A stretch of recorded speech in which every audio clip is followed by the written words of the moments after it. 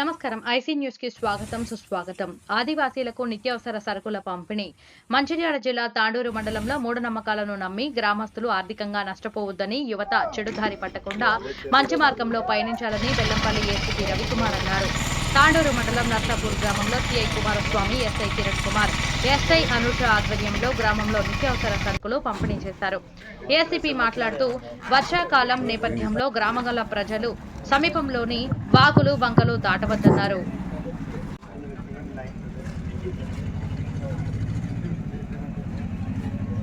హైదరాబాద్ వారి ఆధ్వర్యంలో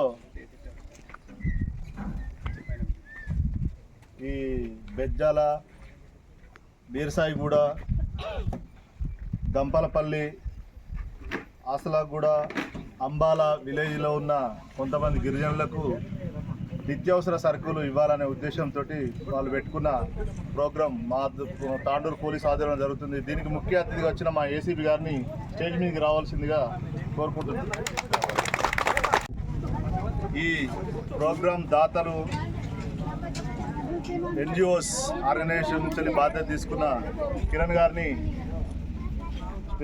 స్టేజ్ని ఆస్థానానికి రావాల్సిందిగా కోరుకుంటున్నాం. ఎస్ఐ మాదారం ఇద్దరిని స్టేజ్ మీదకి రావాల్సిందే కోరుకుంటున్నాం. అలాగే ఈ ఏరియా బాధ్యులు వెనుకబడి ఉన్నాయి. వాళ్లకు ఈ ఎండల టైంలో గ్రాసరీ ఇవ్వకపోతే ఈ రాబిన్ హుడ్ ఆర్మీ వాళ్ళు తీసుకున్న నిర్ణయంతో దీంట్లో నా ఫ్రెండ్ రమేష్ అని నా క్లాస్మేట్ ఉన్నాడు. అతను మీ ఏరియాలో ఏదన్నా ఇంటీరియర్ ఏరియా ఉంటే దానికి చేద్దాం అని చెప్తే నేను ఈ ఏరియాని ఎంచుకోవడం జరిగింది. దానిలో భాగంగానే ఈరోజు ఈ ప్రోగ్రాం చేయడం జరిగింది. ఈ ప్రోగ్రాం యొక్క ముఖ్య ఉద్దేశం ఏంటిదంటే, ఈ ప్రోగ్రాం చేస్తూ ఇంకా మీరు ఎదగడానికి వెనుకబడి ఉన్న ఆదివాసులో ఉన్న విలేజ్లు ఎదిగి ముందుకు సాగాలి, వాళ్ళ పిల్లలు మంచి ఎడ్యుకేషన్ తీసుకొని వాళ్ళు కూడా ఈ ఆర్గనైజేషన్లో ఉన్న వ్యక్తుల స్టేజ్కి ఎదగాలనే ఉద్దేశంతో వాళ్ళు పెట్టుకున్నారు. దాంట్లో భాగంగానే ఈ ప్రోగ్రాం. దీన్ని ఉద్దేశించి మాట్లాడాల్సిందిగా గౌరవ ఏసీపీ గారి సిఐ గారికి, తాండూరు ఎస్ఐ గారికి మరియు రాబిన్హుడ్ టీమ్ హెడ్ గారికి, మా పోలీస్ స్టేషన్ పరిధిలో ఉన్న గ్రామ ప్రజలందరికీ శుభోదయం. ఈ ప్రోగ్రామ్ మేము ఎప్పుడో కండక్ట్ చేద్దామని సార్ చాలా ట్రై చేసిరు, కానీ ఎలక్షన్ కోడ్ వల్ల ఇంత డిలే అయింది. ఫైనలీ ఆ రోజు వచ్చేసింది. మీ అందరికీ ఇట్లా సహకారం చేయడం వల్ల మాకు మా ఉద్యోగ సాటిస్ఫాక్షన్ అనేది ఉంటుంది. ఈ కార్యక్రమానికి సహకరించిన అందరికీ ధన్యవాదాలు.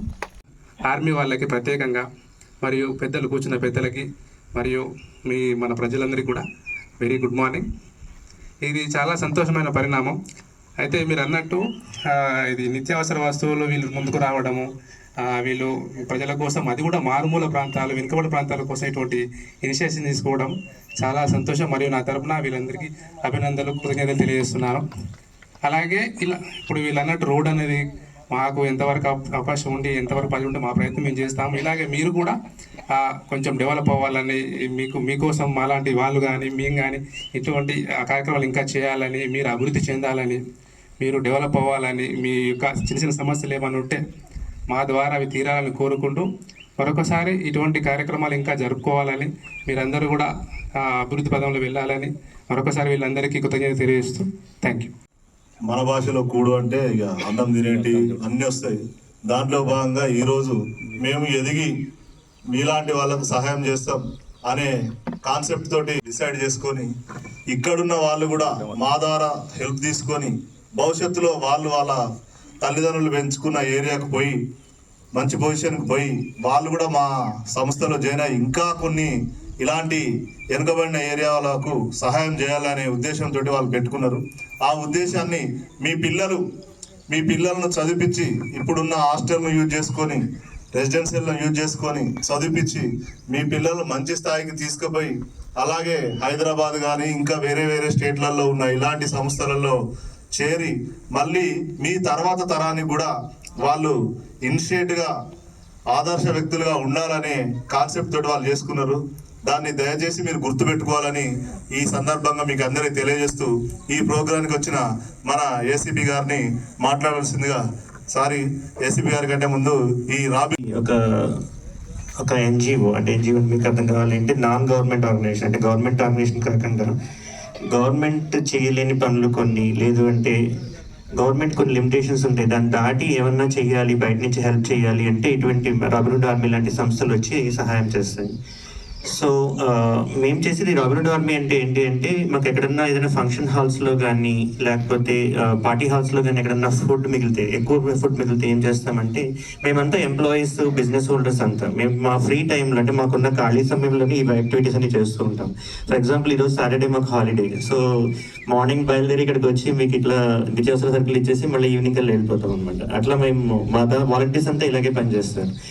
మీకు ఒక డౌట్ రావచ్చు, మరి వీళ్ళంతా వాలంటీర్స్ ఎక్కడో వర్క్ చేస్తూ ఉంటారు, మరి ఇవన్నీ ఎక్కడి నుంచి వచ్చినాయని. సో హైదరాబాద్లో మీరు చూస్తే పెద్ద పెద్ద భవనాలు అన్నీ ఉంటాయి కదా, కమ్యూనిటీస్ అలా ఉంటాం మేము. సో వాటిలో దాతలు ఏం చేస్తారు అంటే, ఓకే మేమేం చేస్తాము అంటే పోలీస్ డిపార్ట్మెంట్ కానీ ఫారెస్ట్ డిపార్ట్మెంట్స్ కానీ అడుగుతాము ఎక్కడన్నా రిక్వైర్మెంట్స్ ఉన్నాయా, ఇట్లా నిత్యావసర వస్తువులు ఎవరికైనా అవసరం ఉన్నాయని అడిగినప్పుడు మాకు ఈ పర్టికులర్ విలేజెస్లో ఇక్కడ బాగా అవసరం ఉంటుంది, వాళ్ళకి నిత్యావసర సరుకులు అవసరం లేదంటే పర్టికులర్గా ఏదన్నా దోమతెరలు కానీ ఈవెన్ బ్లాంకెట్స్, చలికాలంలో మీకు బ్లాంకెట్స్ అలా అవసరం ఉన్నాయి అనుకున్నప్పుడు ఏం చేస్తామంటే ఈ రిక్వైర్మెంట్ మీకు వచ్చిన రిక్వైర్మెంట్స్ అన్నింటినీ మేము ఆ దాతలకు పంపిస్తాం అనమాట.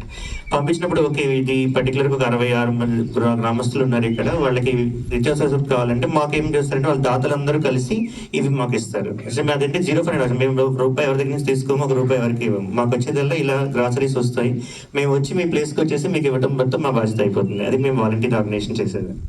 ఓకే, అర్థమైంది అందరికీ? సార్ అన్నట్టుగా ఏంటంటే మేము ఎలా చేస్తున్నామో మీరు కూడా కొంచెం మంచి పొజిషన్లోకి వచ్చేసి బాగా చదువుకొని మీ పిల్లల్ని బాగా చదివించి, ఓకే హైదరాబాద్ లాంటి ఎన్నో గ్రామాలు ఉన్నాయి, అక్కడ ఉద్యోగాలు మంచి చేసేసి మీ పిల్లలకు కూడా ఈ విధంగా ఇట్లా మేమైతే ఎలా చేస్తున్నామో అలా మీ పిల్లల్ని కూడా చేయిస్తే ఏమవుతుందంటే మాలాగా మీకు కొంతమంది ఇంకా మంచి పొజిషన్లో ఉండగలుగుతారు. అదొకటే మా విన్నపము. రాబిన్హుడ్ ఆర్మీ నుంచి కోరుకునేది ఏంటంటే మీరంతా మంచిగా ఉండాలి, మీ పిల్లల్ని బాగా చదివించాలి, అదేవిధంగా మీ పిల్లలు పదికి మాలాగా మీ సర్వీస్ కూడా చేయాలనేది మా ఓకే.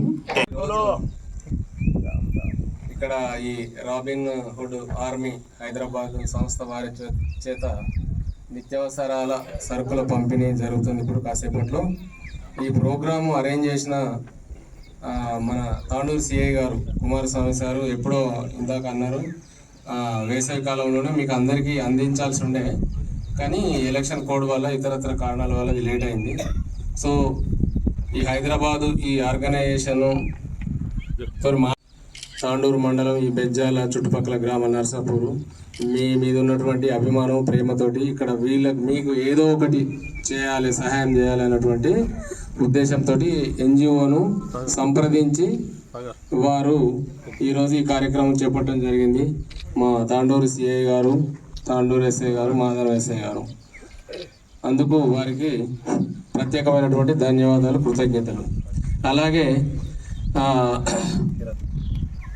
సంస్థ సిఐ గారు హైదరాబాద్ పోయి ఫోన్లో మాట్లాడి ఇట్లా మా ప్రజలకు కొంతవరకు మీరు రావాలి చేయాలి అనగానే ఒప్పుకొని ఏమేమి అవసరమో వాటన్నిటినీ మీ దగ్గర లిస్టు తయారు చేసుకొని దాని ప్రకారము వాళ్ళు సరుకులు అందిస్తున్నారు. రాబిన్హుడ్ ఆర్గనైజేషన్ సంస్థ హెడ్ కిరణ్ గారు మీకు ప్రత్యేక ధన్యవాదాలు sir. And me team members all, Ramesh గారు అందరూ. సో కాసేపట్లో అవి డిస్ట్రిబ్యూషన్ అయితే అంతకంటే ముందు ఈ సందర్భంగా విన్నవించేది ఏంటంటే నాకు ఈ ఆదివాసీలతోని నాకు చాలా అనుబంధం ఉంది. నేను గతంలో జైనూరు సిఐగా చేసిన 2.5 సంవత్సరాలు జైనూరు సిఐగా పనిచేసిన ఇంతకుముందు 2015, 16, 17 2.5 years అక్కడ సిఐగా పనిచేసిన. మొత్తం మీకు తెలుసు కదా, జైనూరు అంటే జైనూరు, సిరిపూర్, లింగాపూర్ మొత్తం ట్రైబల్ విలేజెస్. నేను అన్ని స్కూళ్ళలోకి తిరిగి పిల్లలతో ఇంటరాక్ట్ అయ్యి వాళ్ళతో మాట్లాడి వాళ్ళని ఎంకరేజ్ చేయడము, చాలా కార్యక్రమాలు చేసినాము. ఆ స్లేట్స్ కొనిచ్చినాము, పుస్తకాలు కొనిచ్చినాము. సో అదేవిధంగా ఈ సందర్భంగా నేను మీ అందరికీ చెప్పేది ఏంటంటే మీ పిల్లల్ని ఇప్పుడు మీరు ఎట్లాగో చదువుకోలేరు, ఇప్పుడు మనకి హాస్టల్స్ ఉన్నాయి, ఆడ ఫుడ్ పెడతారు, ఫ్రీ హాస్టల్స్, స్కూల్స్, ఎలాంటి ఆర్థిక భారం మీ మీద పడది. చదువు కోసం పెద్ద ఖర్చులు ఏమి ఉండవు. దయచేసి మీ పిల్లలందరినీ హాస్టల్స్. తండ్రి లేడు, చిన్నప్పుడే చనిపోయాను. వాళ్ళ చిన్నాన్నను పెద్దనాన్నను కొంచెం చదువుకున్నాడు. ఆ పిల్లగాని చదువుకొని అంత బెల్లంపల్లిలో హాస్టల్లో వేసిండు. హాస్టల్లో బాగా చదువుకున్నాడు కష్టపడి పిల్లగాడు. ఆ పిల్లగానికి ఇంటర్మీడియట్ తర్వాత ఇంటర్మీడియట్ బెల్లంపల్లి వరకు ఇంటర్మీడియట్ ఐఐటిలో సీట్ వచ్చింది. ఖరగ్పూర్ ఐఐటిలో. అందులో సీట్ రావాలంటే 10 లక్షలు కాదు, 1 కోటి రూపాయలు ఇచ్చే సీట్ రాదు అందులో పాస్ కాకపోతే ఎగ్జామ్. కానీ నయా పైసలు లేకుండా పిల్లగాడికి ఐఐటి సీట్ వచ్చింది. సీట్ వస్తే ఒక 20,000 వరకు ఫీజులు ఇతరత్ర ఖర్చులు రానుపోన ఆర్థికంగా. అంటే ఈ విషయం తెలియగానే దాతలందరూ ముందుకు వచ్చారు. ఆ పిల్లగాడి డబ్బులు నేను ఆఫీస్కి పిలిపించి అబ్బాయికి చాలా కప్పి ధైర్యం చెప్పి కొంత ఆర్థిక సాయం చేయడం జరిగింది. అట్లాగే మనం కష్టపడితే ఎవరో ఒకరు మనల్ని ఆదుకుంటారు. కాబట్టి పిల్లల్ని బాగా చదివించండి. ఈ మధ్యనే వాలీబాల్ కిట్ ఇక్కడ వాలీబాల్స్ తర్వాత క్రికెట్ కిట్లు కూడా పంపిణీ చేయడం జరిగింది.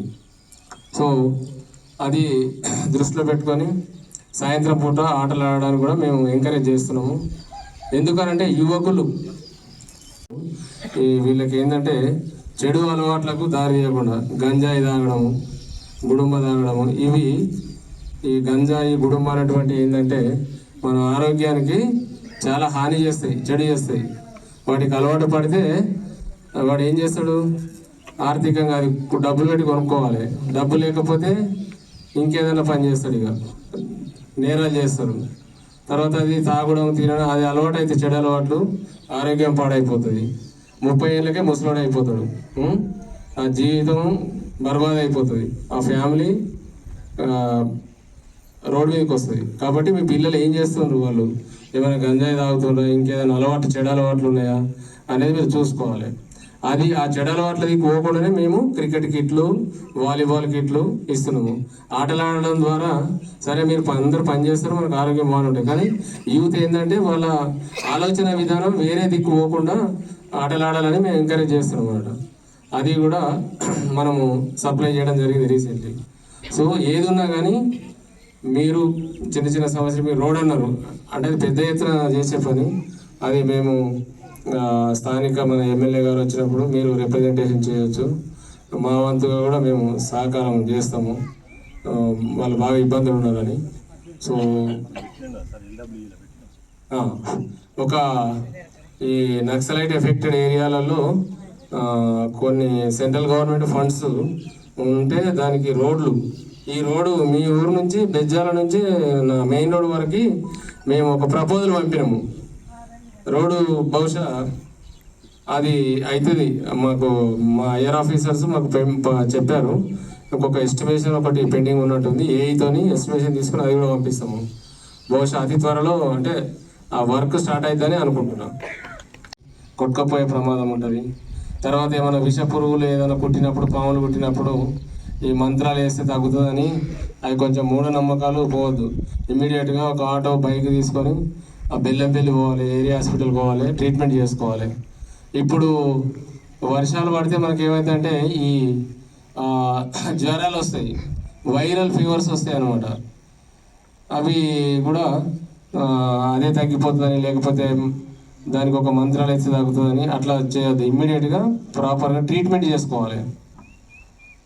ఆటో తీసుకోవాలి, హాస్పిటల్కి పోవాలి. తాండూరులో ఉంటుంది హాస్పిటల్, బెల్లంపల్లి ఉంటుంది, ట్రీట్మెంట్ చేసుకోవాలి. వైరల్ ఫీవర్స్ వస్తాయి చాలా. ఎందుకు వైరల్ ఫీవర్లు వస్తాయంటే వర్షాలు పడి వాటర్ వచ్చి నీళ్ళు పైకి వచ్చి ఆ వరద నీళ్ళు మనం తాగడము, వాటర్తోనే వస్తాయి మనకు రోగాలని. తర్వాత మనకు చాలా రోగాలు, వ్యాధులు వస్తుంటాయి వాటర్ ద్వారా. మనం తినే తిండి ద్వారా, మనం తాగే నీళ్ళ ద్వారానే మనకు రోగాలు వస్తాయి. కాబట్టి మనం ఏమనుకుంటాం, ఇప్పటికీ కొన్ని గ్రామాలలో జబ్బులు వచ్చినాయంటాం, అది తప్పు. దయచేసి మంత్రాలంటే ఏం లేవు. ఇది ఒక మూఢనమ్మకం అంతే. అదొక అట్లా అయిపోయింది వెనకటి రోజుల నుంచి. మంత్రాలు ఉంటాయని మీరు ఈ రోజు నుంచి నమ్మకండి. ఏదైనా ప్రయోగం చేస్తే మంచిగా, కానీ ఇప్పటికిప్పుడు మరి అట్లా మంత్రాలు ఏమీ ఉండవు. మంత్రాలు ఉంటే ఇప్పుడు 10 లక్షలు ఇప్పుడు ఈడ కావాలంటే మరి రావాలి కదా. మీరు మంత్రం ఉంటే నాకు 10 లక్షలు కావాలి, నాకు ఎంబటే ఒక డాబా ఇల్లు కట్టుకోవచ్చు, బండి కొనుక్కోవచ్చు. కాబట్టి మంత్రాలు ఉండయి, ఇవి కేవలం అపోహ, మూఢనమ్మకాలు. ఎవరికైనా ఆరోగ్యం బాగాలేకపోతే మంత్రాలు చేసిన వాళ్ళని కొడతారు, కేసులు అవుతాయి. చట్ట ప్రకారము వీడికి మంత్రాలు కొట్టడం తిట్టడం నేరము. అదొకటి మీకు చెప్తున్నా, మీరు గుర్తుపెట్టుకోండి. అట్లాగే ఈ అమ్మాయి కనుక 18 సంవత్సరాల కంటే వయసు చిన్నది అయితే అబ్బాయి పెద్దోడే ఉంటాడు. తెలియక ఆ అమ్మాయికి ఇష్టం ఉన్నది, వాళ్ళ తల్లిదండ్రులకి ఇష్టం ఉన్నది, నాకు ఇష్టం ఉన్నది అని లవ్ చేస్తే ఏమవుతుందంటే అది చట్ట ప్రకారం అది నేరం అవుతుంది. అమ్మాయి 18 సంవత్సరాల కంటే తక్కువ ఉంటే ఆ ప్రేమ పేరుతోటి వేరే రకంగా కలిసి తిరిగినా, ఏ రకంగా ఏది చేసినా అది నేరం అవుతుంది. అబ్బాయికి మెడకు చుట్టుకుంటుంది. 3 నెలల దాకా కేసు అవుతుంది, పెద్ద కేసు అవుతుంది, బెయిల్ రాదు. అంటే అదే అమ్మాయి కూడా ఇష్టం ఉంది కదా అంటారు. ఇష్టంతో పని లేదు, ఆమె 18 సంవత్సరాల కంటే చిన్నది కాబట్టి అది నేరం అవుతుంది. అబ్బాయిలు జాగ్రత్త చెప్పాలి, మీరు మీ పిల్లలకి అరే అట్లాంటి వ్యాపకాలు పోవద్దని చెప్పాలి. సో ఇవన్నీ మీరు జాగ్రత్త తీసుకోవాలి. సో ఇంకా ముందు ముందు కూడా మీకు ఏమన్నా దానికి కూడా వారు మీకు ఏమైనా వస్తువులు ఇవ్వడానికి మేము శాయశక్తిగా కృషి చేస్తాం. తర్వాత ఈరోజు ఈ కార్యక్రమం ఇంత దిగ్విజయంగా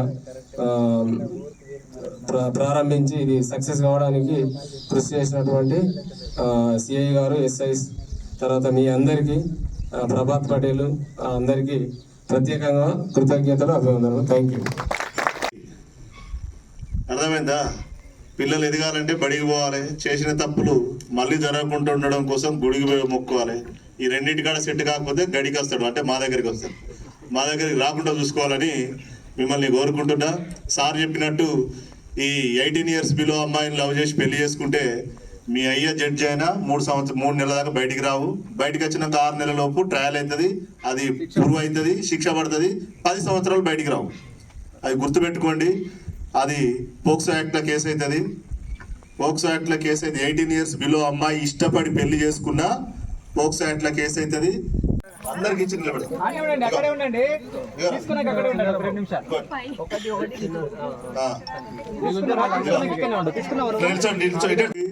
మంచి పొజిషన్కి వెళ్ళండి. వెళ్ళిన తర్వాత మీకు నచ్చిన అమ్మాయిని చేసుకోండి. అప్పుడు ఒక్క కుటుంబం నుంచి వెళ్ళి ఒక్క వ్యక్తి ఎంప్లాయ్ అయితే ఎంటైర్ ఆ కుటుంబం మంచి దారిలోకి వెళ్ళిపోతుంది. అట్లా మీ జీవన విధానం చేంజ్ అయ్యి మీరంతా మంచి పొజిషన్కి వెళ్ళిపోతారు.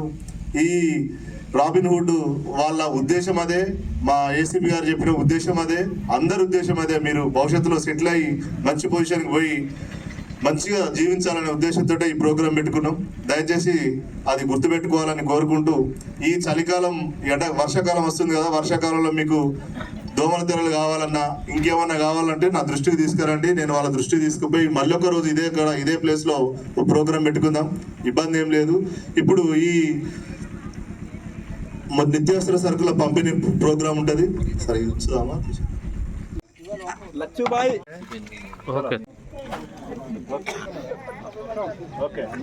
సూరు, తండ్రి పేరు పావు, లేదు దేవరావు, మాత్రం పొల్లు, తండ్రి పేరు రాము,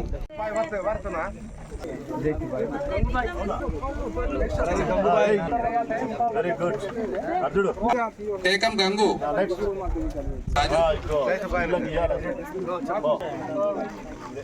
తులసం జలపతి, ఆత్రం గిరిజుబాయ్,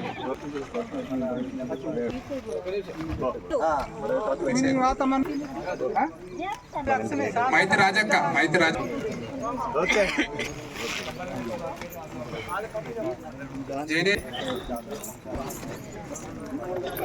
నైడి సుజాత,